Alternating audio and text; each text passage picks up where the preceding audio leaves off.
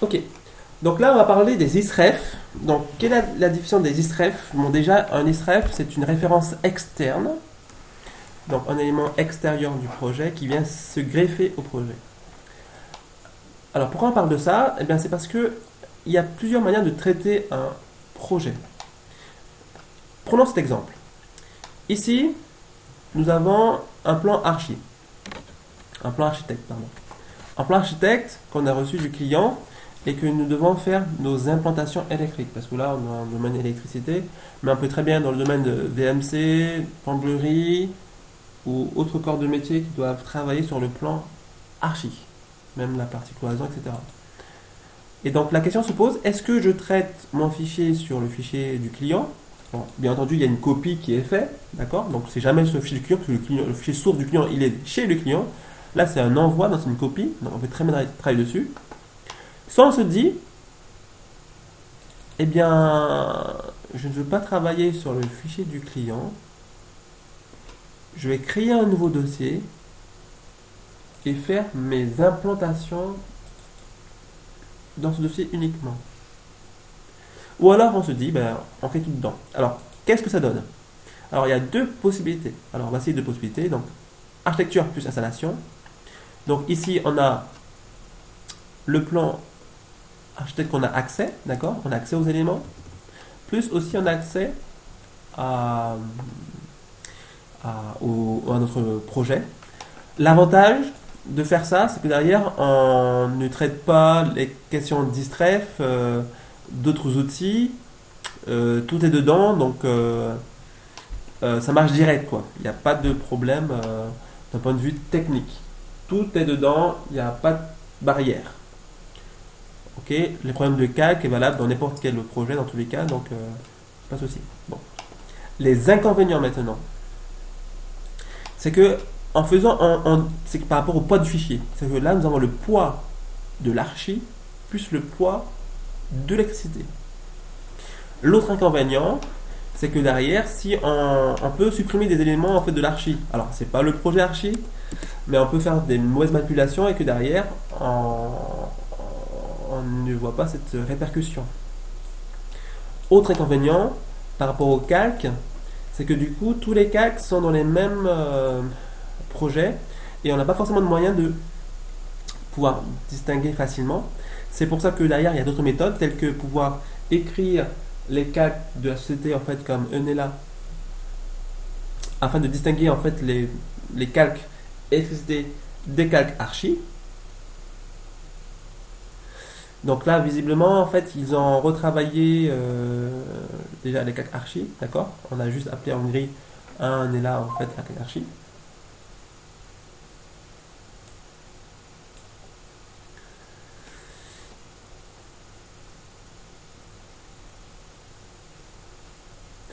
Désolé pour la coupure, j'ai cru que j'avais pas coupé mon téléphone. Ensuite, euh, autre inconvénient, ben, il y en a d'autres, mais pour l'instant je ne vois pas forcément en tête. Ok, ça marche. Maintenant, travailler avec les ISREF, ça donne ça. C'est-à-dire que j'ai uniquement mon installation électrique, comme ceci. Donc le poids de fichier, il est léger. Alors maintenant, comment afficher le plan archi? Ben, c'est là que je tape sur le clavier Xref,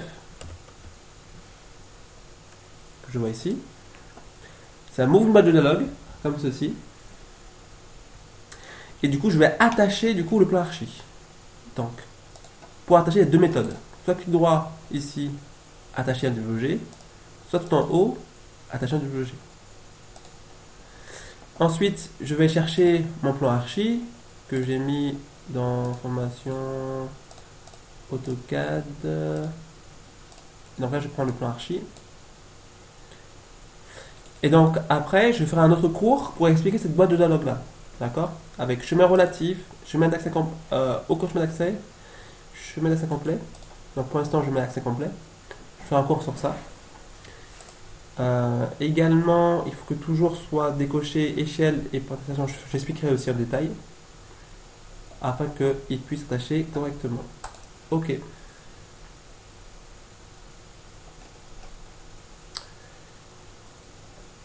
Ok, je me suis loupé dans mon insertion pour différentes raisons. C'est que les fichiers en fait ne contiennent pas les mêmes unités d'insertion. Alors, du coup, normalement le fichier devait se mettre ici, mais derrière c'est mis ici. Donc, pourquoi? Parce que derrière, mon unité ici c'est en millimètres et mon projet a été créé en mètres. Donc là, en fait, je dois le mettre en mètres. Ok. Donc si je mets un mètre ici, un archi doit aussi être en mètres. Donc là, je suis en pouces. Donc en fait, de côté j'étais en millimètres, l'autre j'étais en pouces.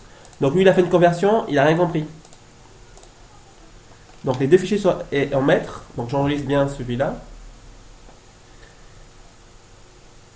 Et je retourne dans mon dossier installation. Et ensuite, je rattache le fichier architecture. Ok, parfait. Donc, j'avais un petit problème d'insertion. Ça aussi, c'était pas prévu cette erreur-là, donc je vais revoir par rapport à cette erreur-là. Je montre toutes les erreurs possibles par rapport aux israël. Avantages et inconvénients.